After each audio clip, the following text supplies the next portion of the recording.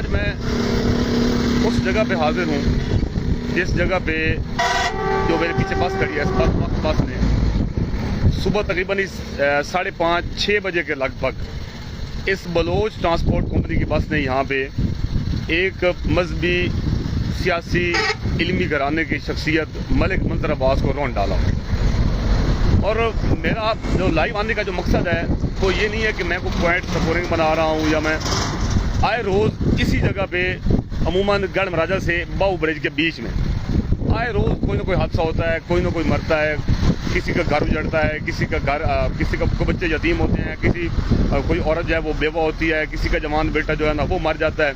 लेकिन बदकिस्मती ये है कि इतना कुछ होने के बावजूद हमारा कानून मुतहरिक क्यों नहीं होता, हमारे जो कानून नाफिज करने वाले इदारे हैं वो मुतहरिक क्यों नहीं होते, ला कानूनियत क्यों इतनी ज़्यादा बढ़ गई है कि आए रोज़ हादसा होने के बावजूद भी हम इन हादसा का सद्देबाब क्यों नहीं करते।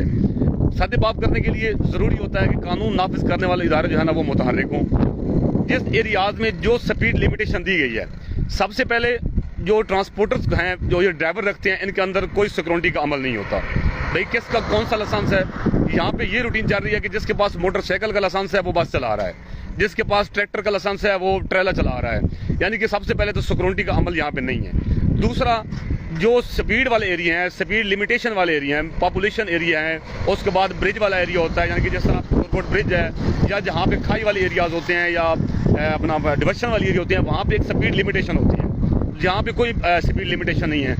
ये आए रोज़ मैं आपको बता रहा हूँ कि पिछले दिनों में गढ़ मोड़, जहाँ पे इनका अड्डा बना हुआ है, गढ़ मोड़ एक गुंजान आबाद इलाका है, वहाँ पे हर वक्त क्या कहते हैं इनके ट्रैफिक का जो तकरीबन तनासुब है बहुत ज़्यादा प्रेशर है।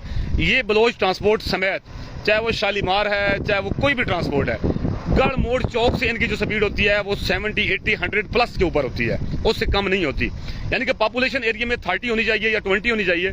अब आप देख लें कि आज इस जगह के ऊपर जहाँ पे जो हादसा रुनुमा हुआ है, मैं आपको दिखाता हूँ कि ये रिक्शा जो है ना, इसका रुख है शोरकोट की तरफ। ये रिक्शा शोरकोट की तरफ जा रहा है, बस जो आ रही है अपना शोरकोट की तरफ से आ रही है। इसके अंदर कुछ लोग कह रहे होंगे फलां का कसूर है, फलां का कसूर है। इसके अंदर जो अगर कसूर है तो वो फकत स्पीड की लिमिटेशन का है। जो स्पीड, ओवर स्पीड की वजह से अगर बस जो है ना अपनी स्पीड में होती, बस कंट्रोल हो सकती थी, लेकिन ओवर स्पीड की वजह से यह हादसा रुनुमा हुआ। हमारी फकत यही रिक्वेस्ट है तमाम इदारों से कि इनको पॉपुलेशन एरिया में इनकी स्पीड को लिमिटेड करें, इनको पाबंद करें कि पॉपुलेशन एरिया में आपने कौन सी स्पीड में चलना है, आपने डिवर्शन एरिया में कौन सी स्पीड में चलना है, आपने बहुत ज़्यादा अपना इसके अंदर जहाँ पे रश होता है, यानी कि जहाँ पे बहुत ज़्यादा लोड होता है, उस एरिया में आपने किस तरह चलना है। आप ये देख रहे हैं कि कतई तौर पर बादी नज़र, मैं ये नहीं कह रहा कि जो बंदा मर गया है मैं उसकी साइड ले रहा हूँ, या मैं मारने वालों को मुखालिफ हूँ, मेरी ना इसके साथ कोई अनाद है, ना मेरे साथ उसके साथ कोई मेरी वो दुश्मनी है। मैं एक एज ए इंसानियत यहाँ पे आके इस वाक़े को कवर कर रहा हूँ कि हमारे मुल्क के अंदर, हमारे इलाकों के अंदर इतनी लाकानूनियत क्यों आए।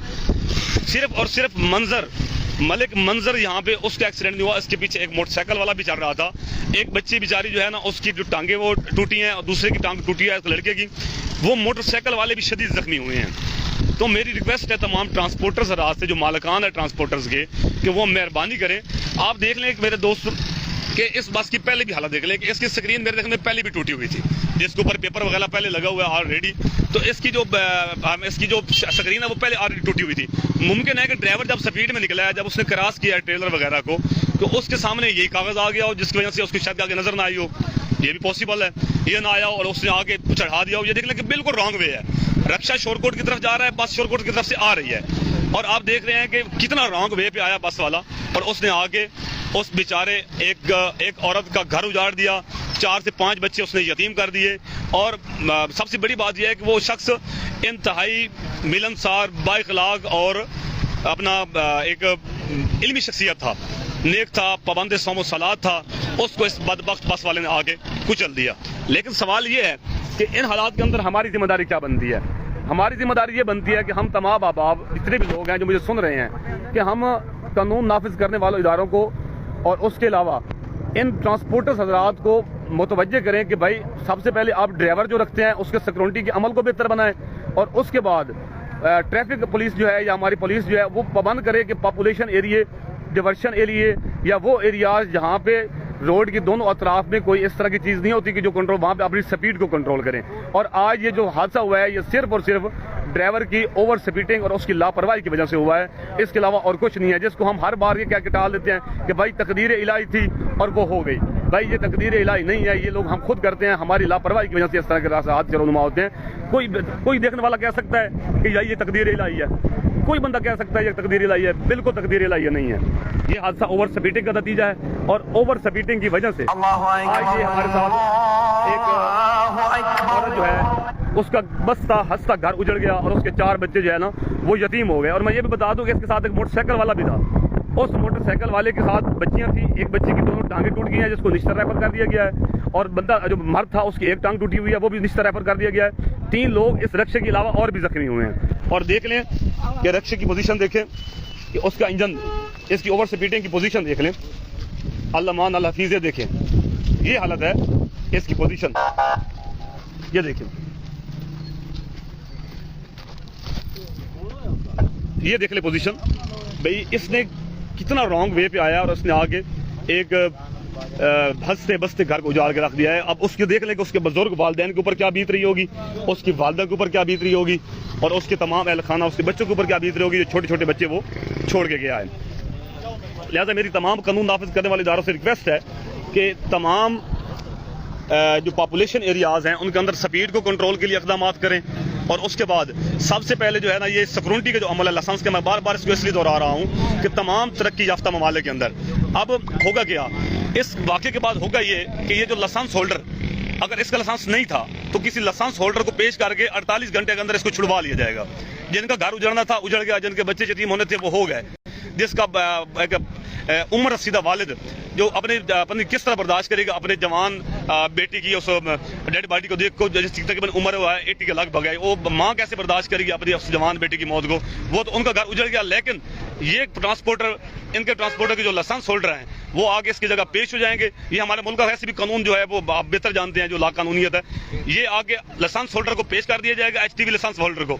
उसको पेश करने के बाद 48 घंटे के अंदर हमारे जाजी साहब बगैर देखे कि कसूर किसका है उसको छोड़ दिया जाएगा। लेकिन जिनका घर उजड़ना है वो उजड़ गया।